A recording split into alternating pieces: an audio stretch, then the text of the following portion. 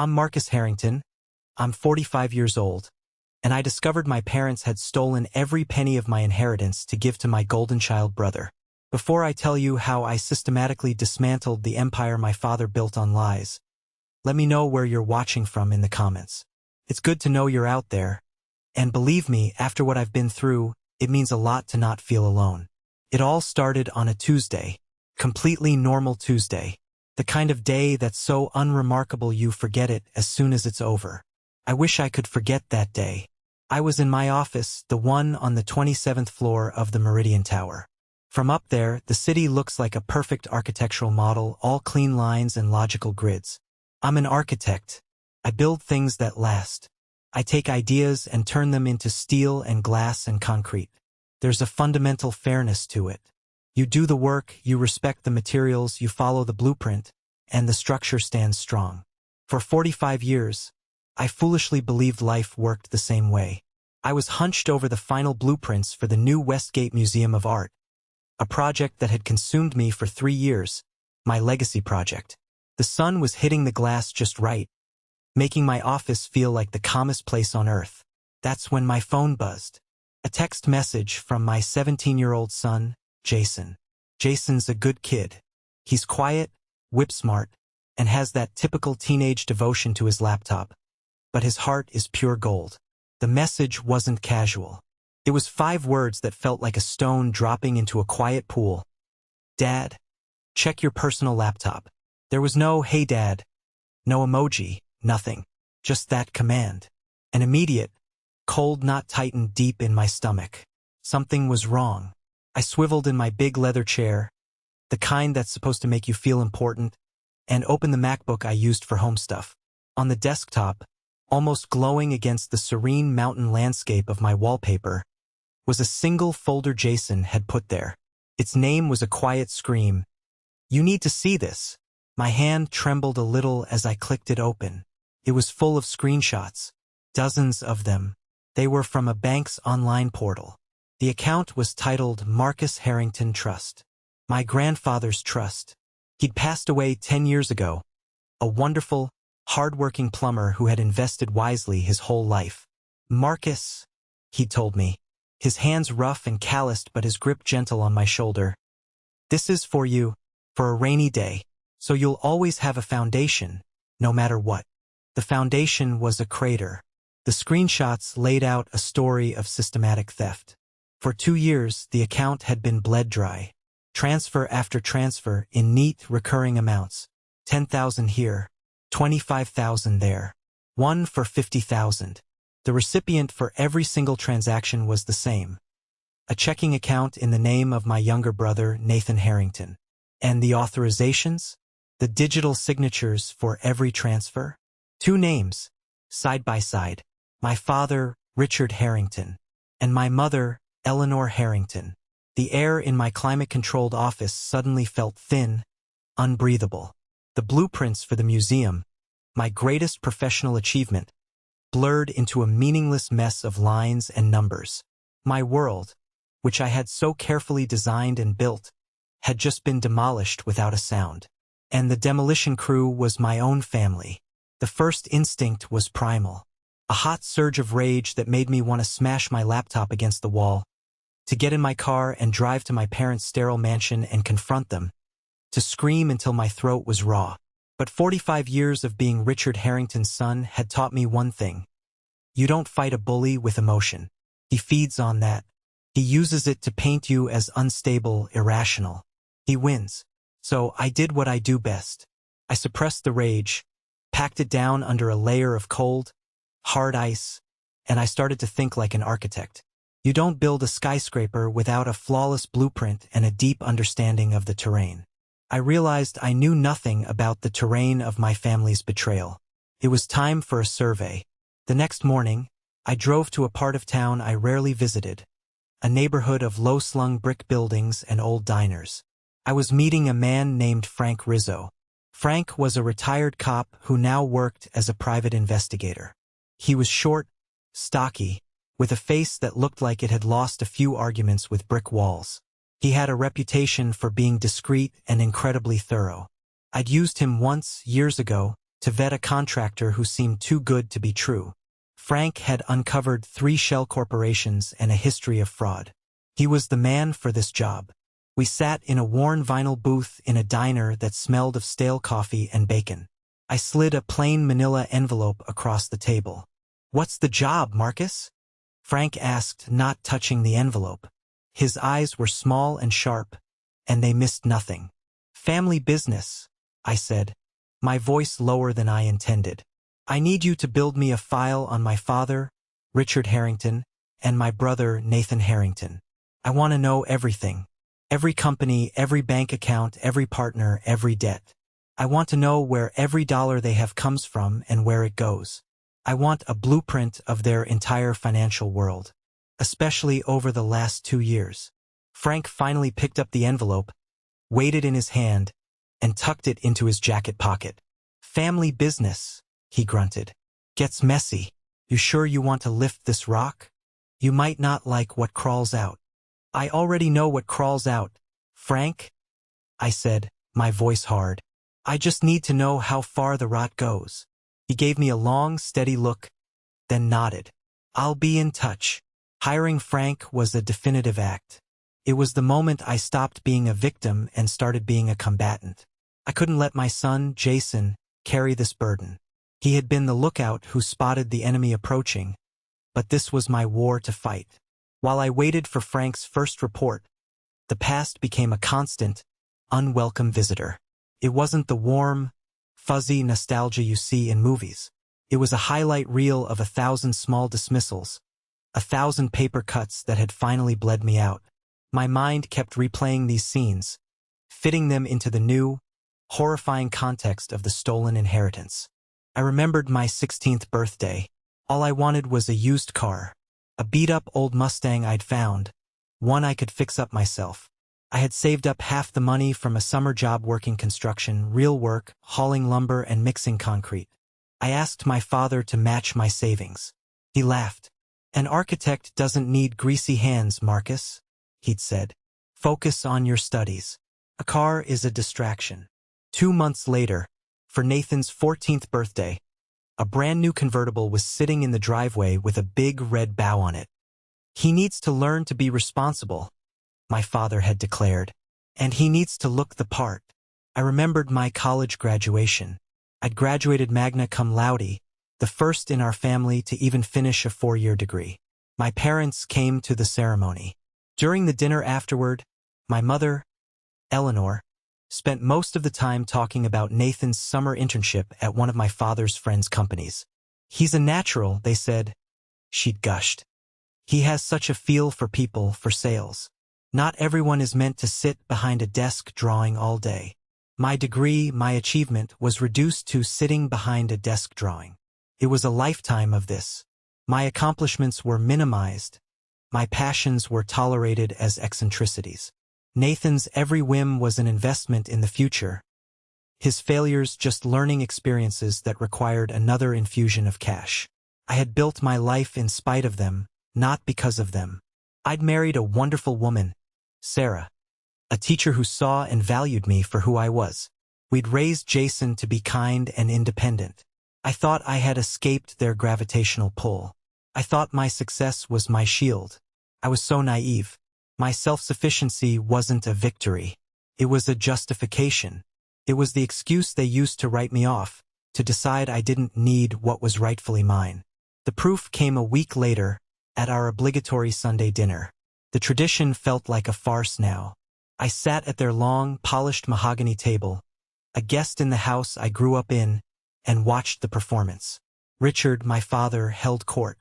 He pontificated about the economy, about the weakness of his competitors. He was a king on his throne, and we were his subjects. Eleanor, my mother, played her part perfectly. She would touch his arm at the right moment, laugh at his pronouncements. She was the power behind the throne, the enforcer of his reality. She turned to my wife, Sarah, her smile as bright and hard as her diamond earrings. "Sarah, you're so dedicated with your teaching. It's a wonderful hobby," she said. "I do worry about the children in those public schools, though. That's why we felt it was so important to pay for Nathan and his wife's son to attend the academy. You can't put a price on a good start in life. The insult was so expertly delivered, so coated in fake concern, that Sarah could only smile tightly and say, "We're very happy with Jason's school." Then came Nathan's turn. He launched into a long, whining monologue about his latest venture, a high-end subscription box for artisanal coffee. "The logistics are a nightmare, Dad," he lamented. "The margins are thinner than I thought. I think I need to do a major marketing push, maybe hire an influencer." I almost choked on my water. My father nodded gravely, as if Nathan were discussing a matter of national security. "We'll figure it out, son. Your mother and I were just talking about it. We've managed to liquidate an underperforming asset. The funds should be available next week. We'll get you that marketing push." He looked right at me as he said it. Underperforming asset. He was talking about my inheritance, the money my hardworking grandfather had saved.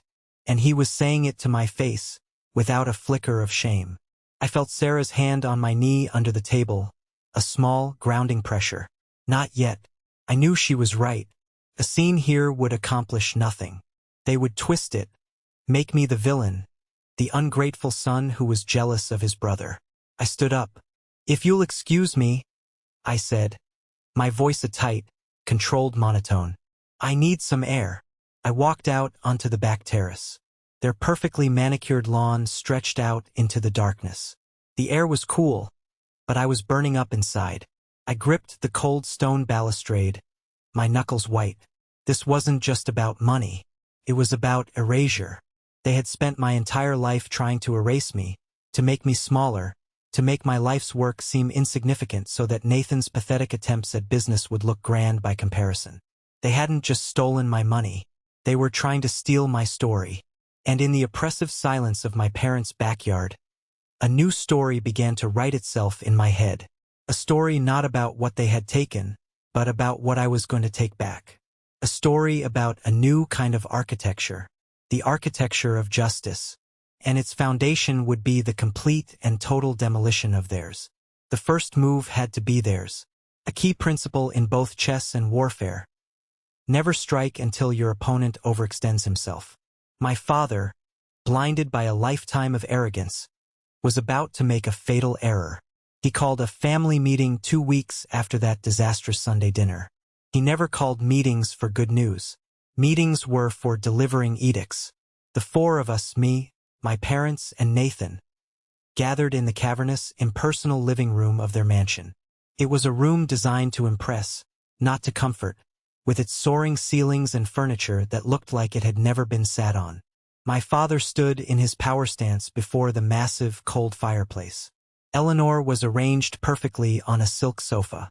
Nathan stood slightly behind my father, looking like a prince in waiting, a smug, self-satisfied smirk playing on his lips. "I've come to a decision regarding the future of Harrington Corporation," Richard announced, his voice booming with false gravitas. He was enjoying this, the drama of it all. "As you know, I'm not getting any younger. A man must think about his legacy." He paused, letting the word legacy hang in the air like a thick cloud of cigar smoke. He then turned his gaze on me. It wasn't a look of affection. It was a look of assessment, of finality. "Marcus," he began, "you've done very well for yourself. Your firm is a testament to your hard work. You've forged your own path, and I respect that." It was the same old speech, the same poisoned compliment. He wasn't praising my independence. He was using it to disinherit me from his world. "You have your legacy. It's time to secure mine." He turned his back on me, physically and metaphorically, to face Nathan. "Therefore, I am officially promoting Nathan to the position of Chief Executive Officer. I will be restructuring the board to give him a controlling interest.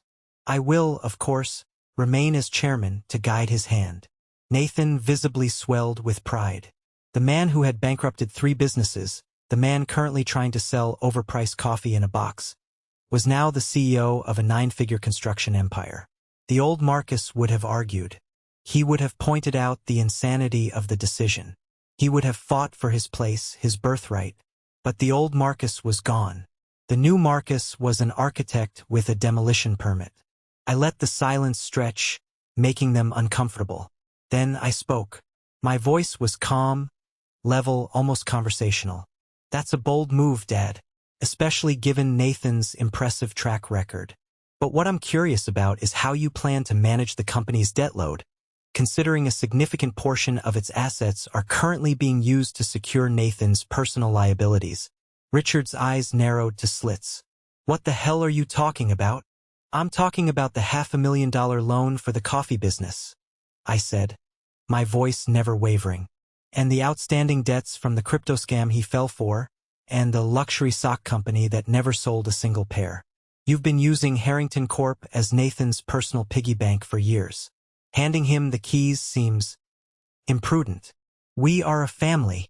We support each other. Eleanor snapped, her voice like cracking ice.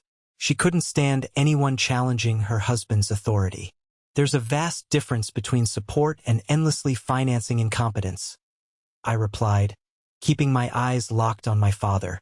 He was the one I needed to break. But that's your decision to make.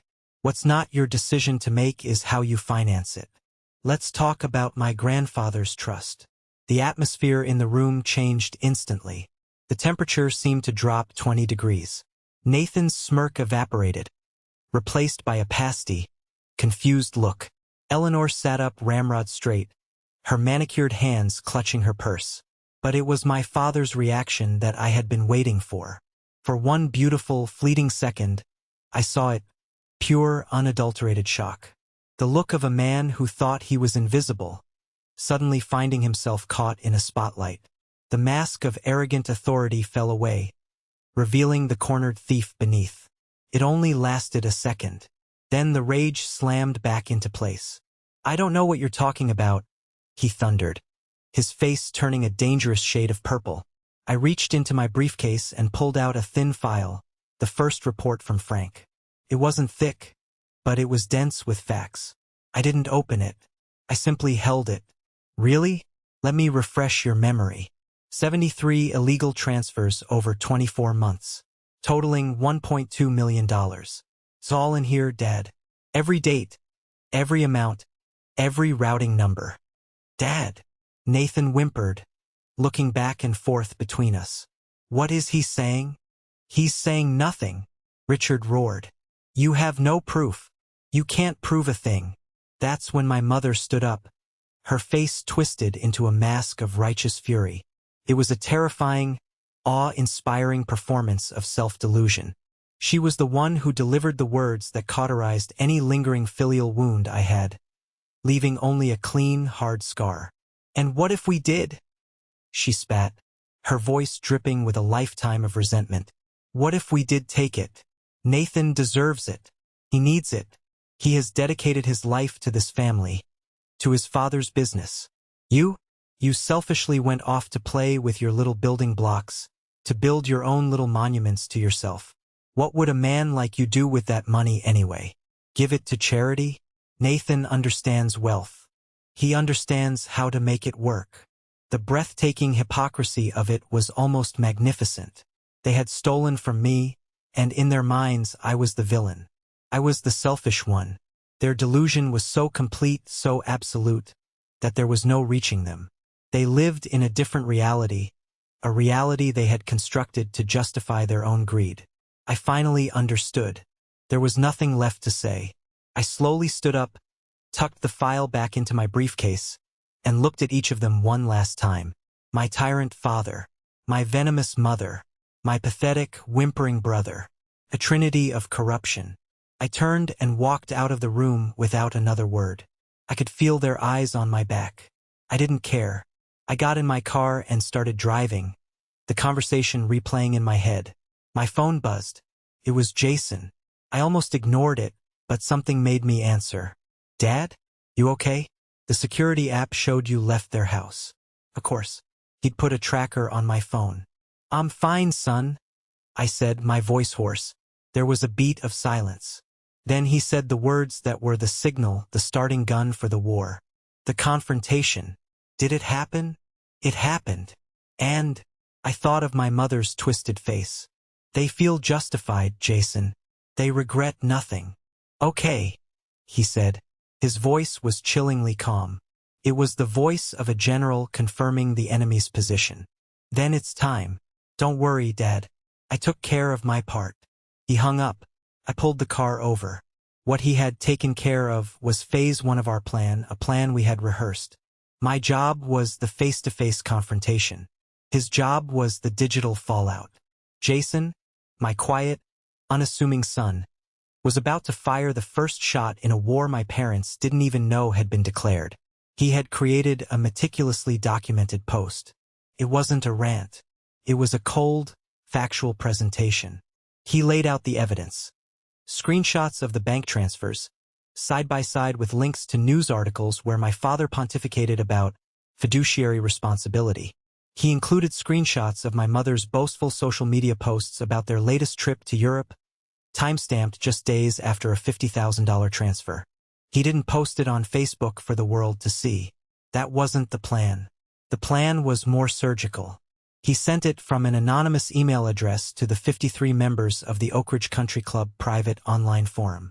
He sent it to the board members of the 3 major charities my mother sat on.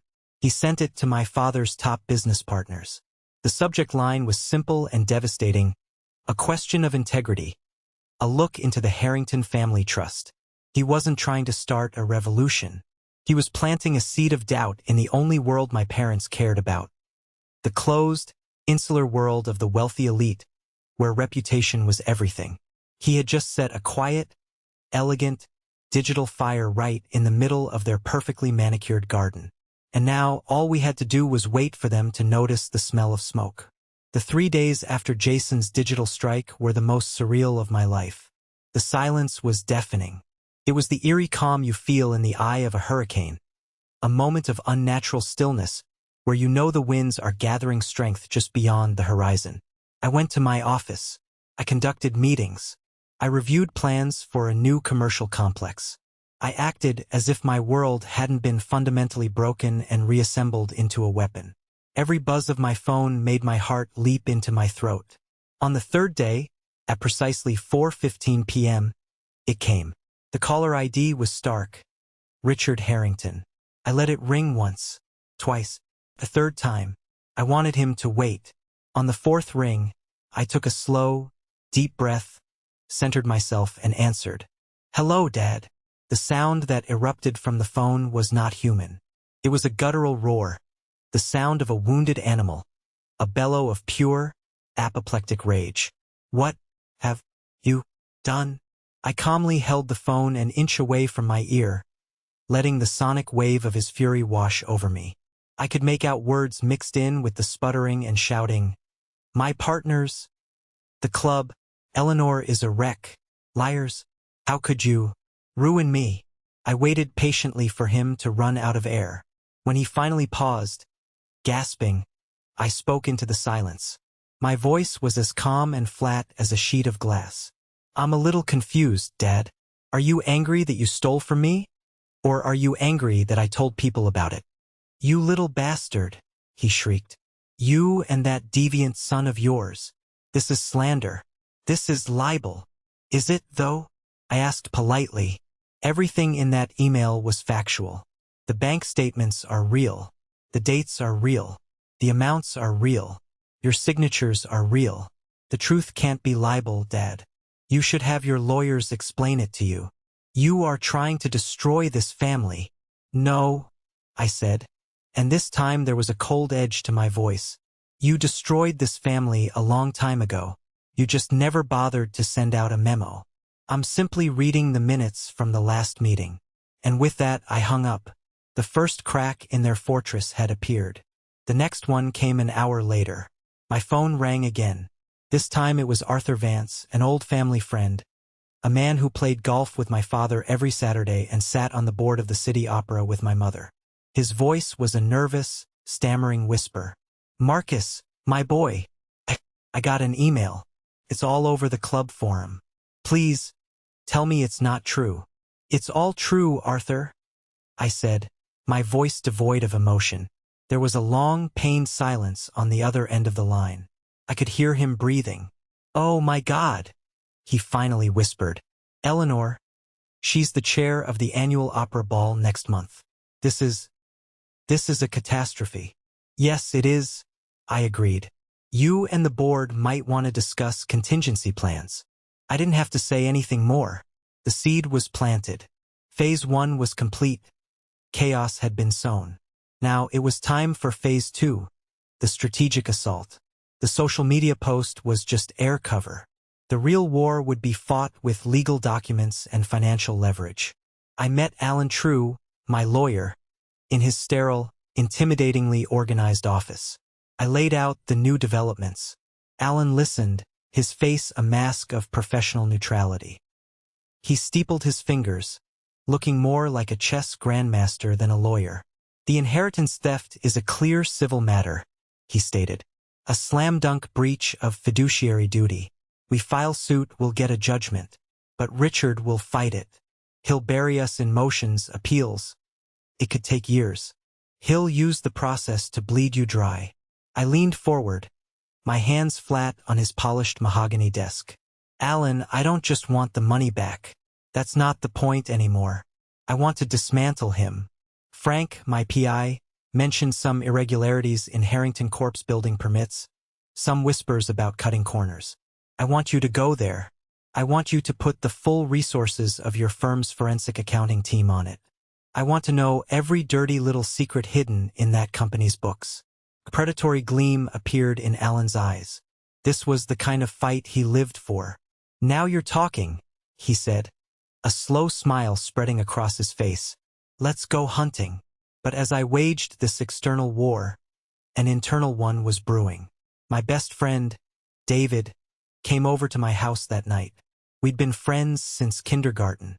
He was the brother I should have had. He poured 2 glasses of thick, peaty scotch and handed one to me. He looked at me with deep, genuine concern. "Talk to me, Marcus," he said, his voice gentle. "I'm on your side 100%. They deserve whatever they get. But this isn't the guy I know." "What guy is that, David?" I asked, staring into my glass. "The guy who builds things," he said. "The guy who finds solutions. This is a demolition. It's cold. It's calculated. Hiring PIs. Airing your family's deepest secrets in a public forum. The Marcus I know would have had it out. A huge, messy, screaming fight. But this methodical campaign, it's something else. It feels ruthless." His words were a punch to the gut because they were true.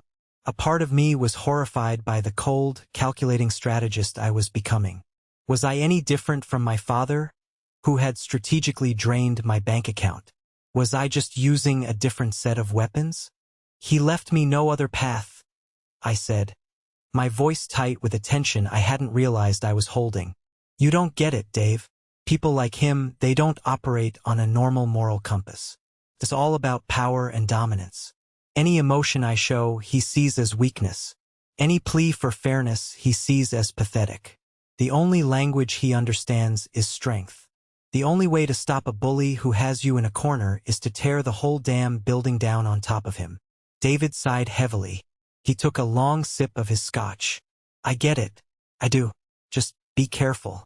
When you spend all your time staring into the abyss, sometimes the abyss stares back. Don't lose yourself in this, man. Don't become him to beat him." His warning echoed in my head long after he left. I sat alone in my study for hours, the untouched glass of scotch sweating on the table beside me. I was designing the most complex, most personal demolition of my life. It was a brutal, ugly business. And David was right. There was a danger that in the process of destroying the monster, I would become one myself. I had to believe I was different. My father destroyed things for profit, for ego. I was doing this for justice. I was doing this to protect my own family, my own legacy. I wasn't a destroyer. I was a builder. And sometimes, before you can build, you have to clear the site.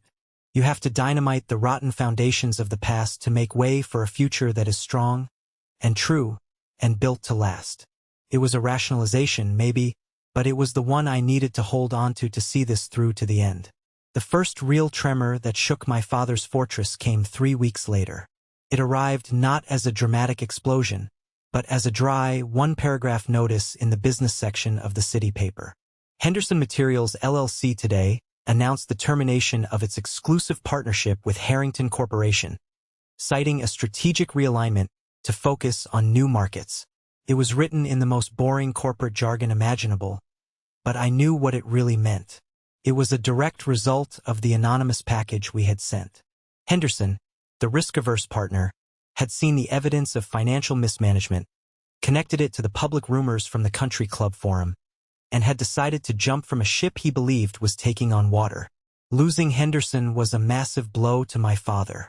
It meant supply chain chaos, project delays, and a significant crack in his public armor of invincibility.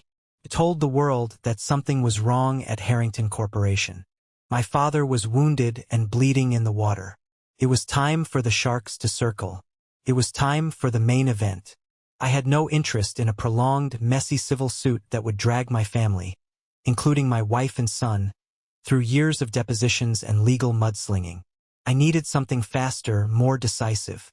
Public kill shot. Allen and his team of forensic accountants had found it. They had unearthed the corporate equivalent of a buried body. It was hidden deep in the city archives, in the mountain of paperwork for a low-income housing project called Riverbend Commons that Harrington Corp had completed 5 years ago.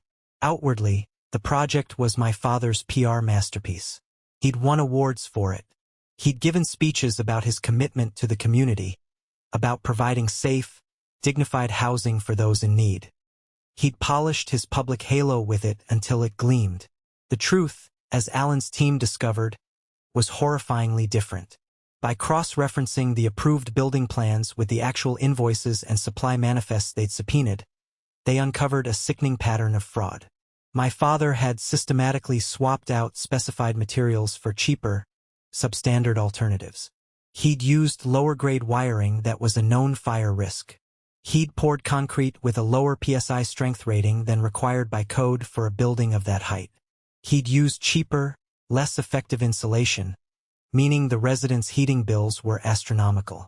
He had skimmed millions of dollars from the project budget, putting hundreds of low-income families, people with no power, no voice, at risk, all while accepting awards for his supposed generosity. This was it. This transcended the family drama. This was no longer about a stolen inheritance. This was about public safety. This was about criminal negligence and wanton endangerment. This was the weapon that could not only bring down his company, but could also put him behind bars. Allen laid the thick file on his conference table. The mood in the room was grim. "This is it, Marcus," he said, his voice low. "This isn't just a lawsuit anymore. This is a referral to the district attorney. This is hard time." The words hit me with the force of a physical blow. Prison. It's an abstract concept until it's attached to your own father. For a disorienting moment, I wasn't a 45-year-old architect waging a war. I was a little boy and my dad was going to jail. A wave of something, pity, maybe, or just the ghost of some long-dead filial duty, washed over me. Then, I pictured a mother living in Riverbend Commons, putting her children to bed at night, never knowing that the wiring in her walls was a ticking time bomb. I thought of my grandfather, a man who believed in doing a job right, who took pride in his work, whose name meant something. And the little boy in me vanished. The architect, the builder who believed in sound foundations was all that was left. "Do it," I said. We called a press conference. We were very specific with the invitations. No society columnists, no gossip bloggers. We invited the city's 3 most respected investigative journalists, the kind of old-school reporters who lived for stories like this. We booked the smallest, most nondescript conference room at the downtown Marriott. I wanted the setting to be devoid of drama. I wanted the facts to be the only thing in the room. The day I stood at the podium. My hands were steady. My voice was clear. "Good morning. My name is Marcus Harrington. I am an architect and a lifelong resident of this city. As a builder, I believe that nothing is more important than the integrity of a structure and the safety of the people within it. I am here today not as a son, but as a citizen who has uncovered deeply disturbing information regarding the business practices of Harrington Corporation, information that I believe constitutes a clear and present danger to our community. I will now turn the proceedings over to my attorney, Alan True, who will present our findings. I sat down. My part was done. This was Alan's stage. And Alan was magnificent. He was a surgeon with a laser scalpel. Calmly, methodically, he walked the small group of reporters through the evidence. He didn't use inflammatory language. He just presented the facts. He put up slides showing the city-approved building specifications for Riverbend Commons. Next to them, he displayed the actual invoices for the cheaper, substandard materials my father had used. He showed forged inspection reports that he had proven were signed off on by a city inspector who had received an undocumented consulting fee from a Harrington Corp shell company. The final slide was a sworn affidavit from a former project manager at Harrington Corp, a man Frank had tracked down in another state. The man had quit in protest over the material swaps, and his statement was a devastating indictment of my father's greed.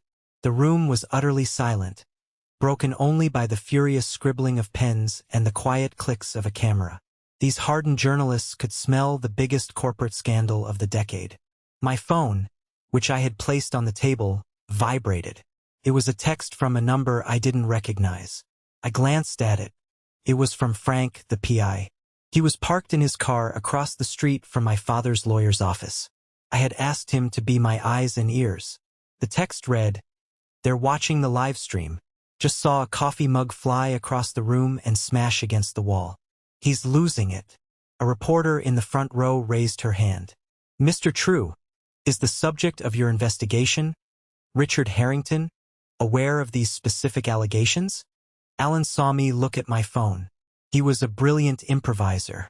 "We cannot speak to Mr. Harrington's state of mind," he said, his voice smooth as silk.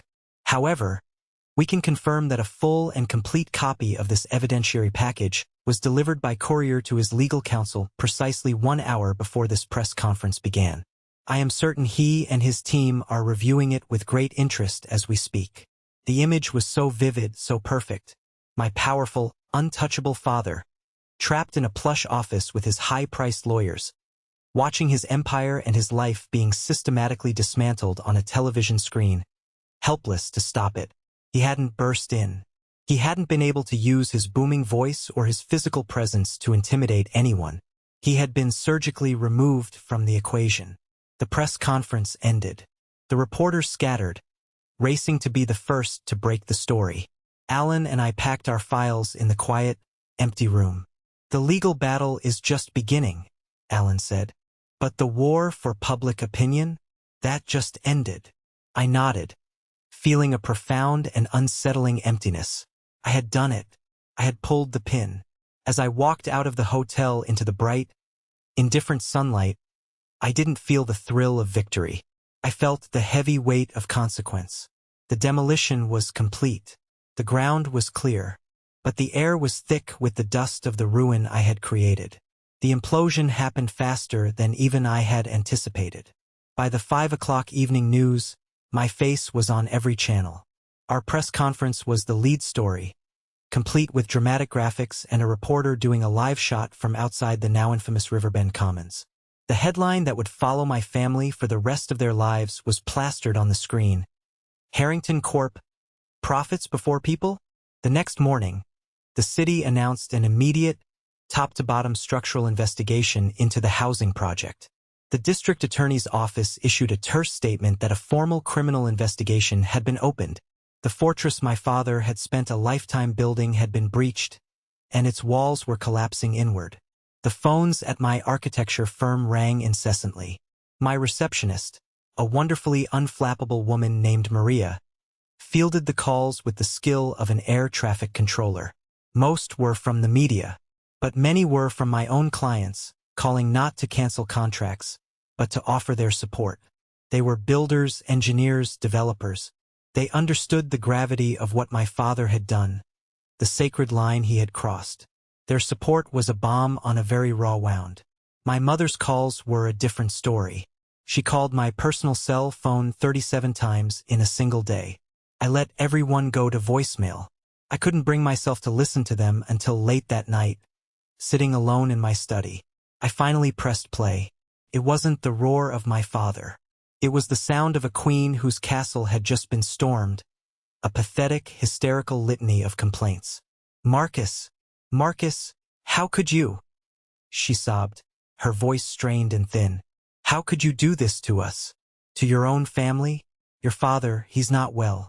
He's locked himself in his study. The bank? Marcus, the bank has frozen our personal accounts. They said it's part of the investigation. Our credit cards are being declined. I tried to buy groceries, Marcus, and my card was declined. Do you have any idea how humiliating that is?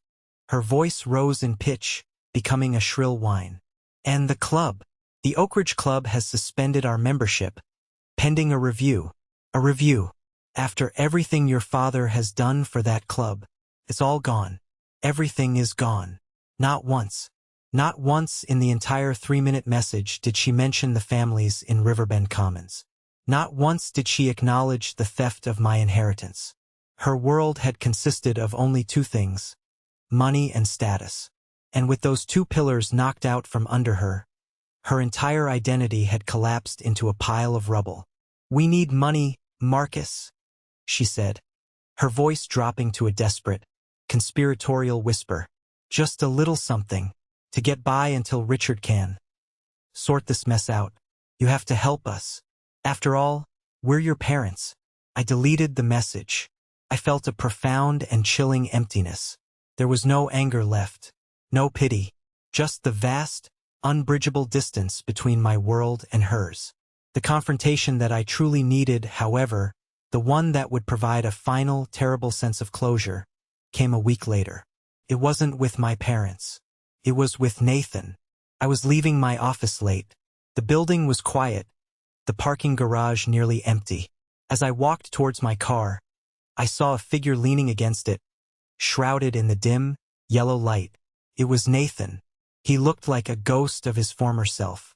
His $1,000 suit was rumpled and stained. His face was pale, his eyes were bloodshot, and he hadn't shaved in days. The golden boy sheen had been rubbed off, revealing the terrified, inadequate man underneath. Look what you've done, he hissed as I stopped a few feet away. His voice was a raw croak. I stood my ground, my briefcase a useless shield in my hand. What, exactly, did I do, Nathan? You ruined us, he sputtered, his hands clenching and unclenching at his sides. You destroyed everything. Dad is going to be charged. Mom hasn't left her bedroom in a week. The company is gone. Everything is gone. And all because you were jealous. All because you couldn't just let it go. Let what go? I asked, my voice dangerously quiet. Let go of the fact that our parents stole the money my grandfather worked his entire life for? The money he left for me, not to fund your next pathetic get-rich-quick scheme. Dad would have paid you back, he insisted, his voice rising to a childish wail. He just needed to get me established first. He was going to make it right. The delusion was breathtaking. He still believed it. He still saw himself as the brilliant entrepreneur, just one lucky break away from greatness, deserving of every handout, every bailout. Nathan, you are 38 years old, I said, and the words came out like chips of ice. When, exactly, were you planning on getting established? You have been given every advantage a man could ask for. Every opportunity was handed to you on a silver platter, and you squandered every single one. I built my life, my company, my family, with my own 2 hands. While you were sipping champagne on Dad's dime, I was working. While you were whining about your margins, I was building. And when your well ran dry, you and Mom and Dad decided it was easier to drill a hole into mine than to teach you how to dig your own. He flinched as if I'd physically struck him. You're not angry that I exposed them for what they are? I continued, taking a deliberate step closer, invading his space. You're terrified, because for the first time in your pampered, privileged life, the safety net is gone. The bank of Dad is officially closed. There are no more bailouts coming. There's no one left to clean up your messes. Tears of pure, Unadulterated self-pity began to stream down his pale cheeks. "I'm your brother," he whispered, a final, desperate plea.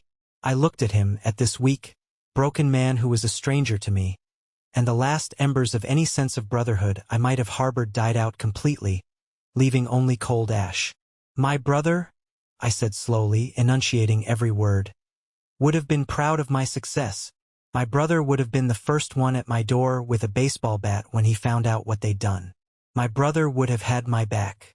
You were just the excuse they needed to stab me in it."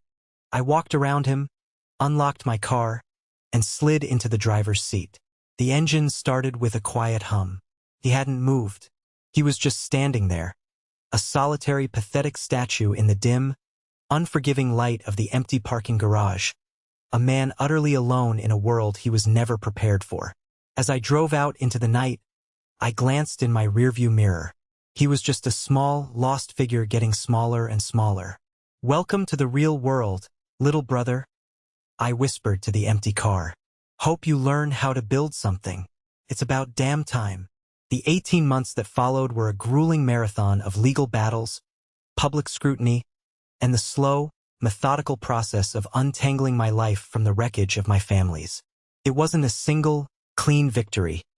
It was a war of attrition fought in courtrooms and conference rooms. My life, once defined by blueprints and building sites, was now defined by depositions, affidavits, and endless meetings with Alan's legal team. The public spectacle eventually faded, as it always does, replaced by the next scandal, the next outrage. But the consequences for the Harringtons were permanent. In the end, my father didn't even go to trial. Faced with a mountain of irrefutable evidence and the testimony of half a dozen former partners and employees who had all been granted immunity to testify against him, he accepted a plea bargain. Richard Harrington, the Titan, the King, was sentenced to 4 years in a minimum security federal prison for multiple counts of felony fraud and criminal negligence. I saw his mugshot on the news. The arrogant, powerful man I knew was gone, replaced by a gray, defeated old man with fear in his eyes. My mother, Eleanor, was never charged. The prosecutors decided she was merely a passive accomplice, not the architect of the fraud. Her punishment, however, was in many ways more tailored to her specific sins. The moment my father's plea deal was announced, she filed for divorce. Her final act was one of ultimate self-preservation. She sold the mansion and its contents, the art, the antiques, the silk furniture, to pay her staggering legal fees.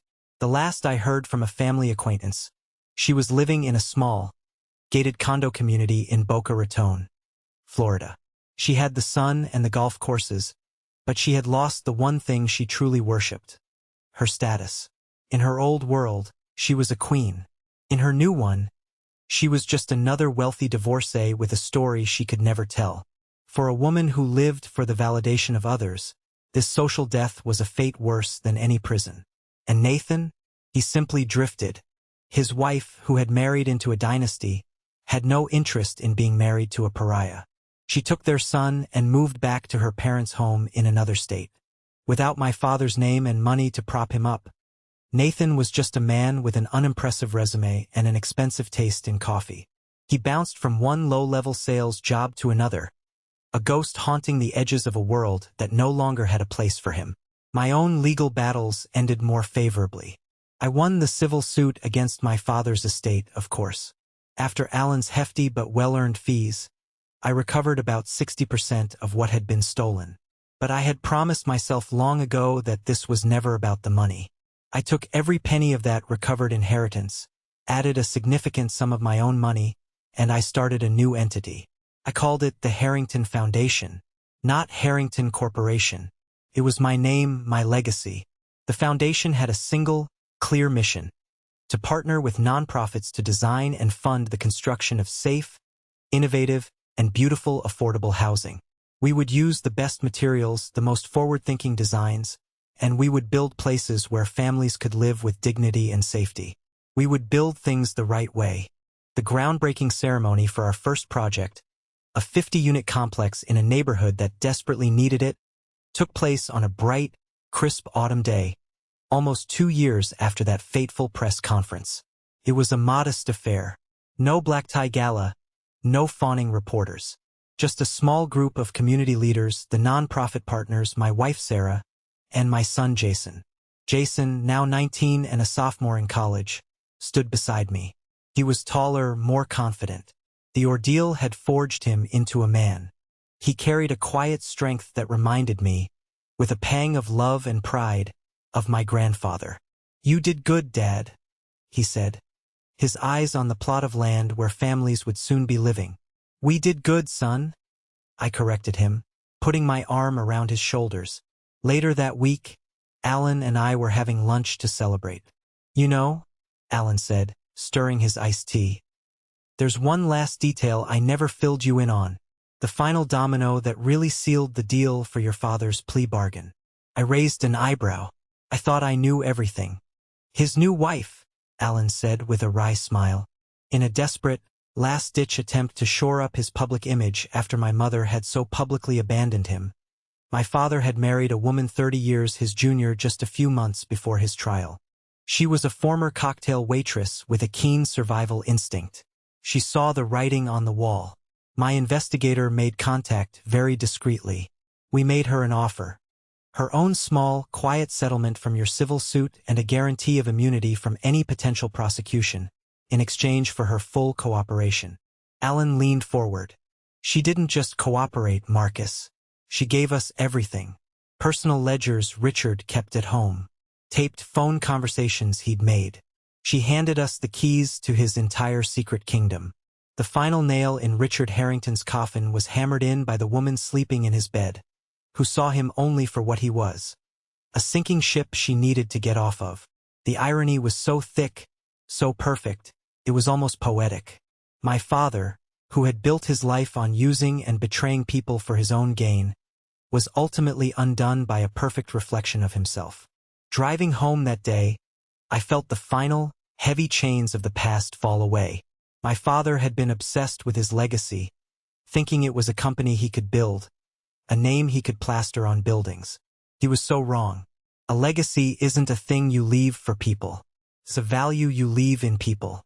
My grandfather, the plumber, had left me a legacy of integrity. My parents had tried to set it on fire, but they had failed, because a foundation built on character, on doing the work the right way, can't be so easily destroyed. I had survived their war. I had cleared their rubble. And now I was finally truly free to build again. Last week, on a quiet Wednesday afternoon, I drove out to the Old Queen of Heaven Cemetery. It's a peaceful place, perched on a green hill under a canopy of ancient, sprawling oak trees. The city feels a world away up there. I hadn't been back in a very long time. I found my grandfather's headstone easily. It was just as I remembered it. Simple, unpretentious, made of dark gray granite. It didn't have any soaring angels or flowery poetry. It just had his name, the dates of his life, and a small, beautifully carved image of a plumber's wrench. Below it were the words he had requested. Anthony Gallo, a good man who did good work. His entire philosophy, his entire legacy, summed up in 7 words. I didn't go there to celebrate my victory. There was no triumphant feeling in my chest, no sense of I won. In many ways, the victory felt like a loss. I had won justice. I had my company back on solid ground. I had my new foundation, which was already doing good work.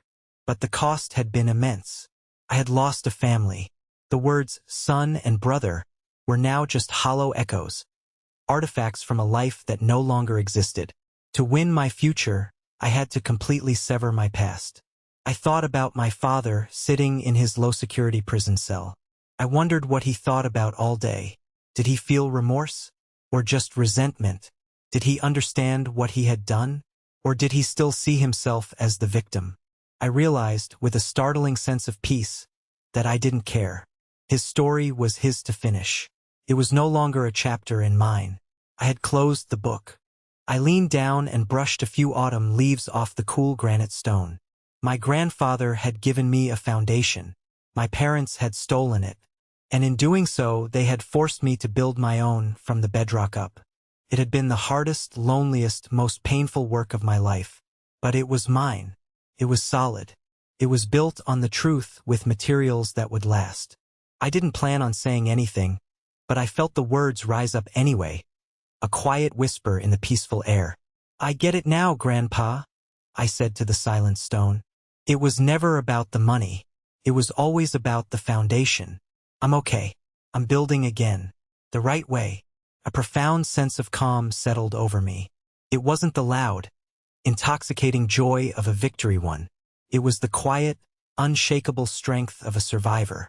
I had walked through the fire of my family's making and had come out the other side, not unscathed, but whole.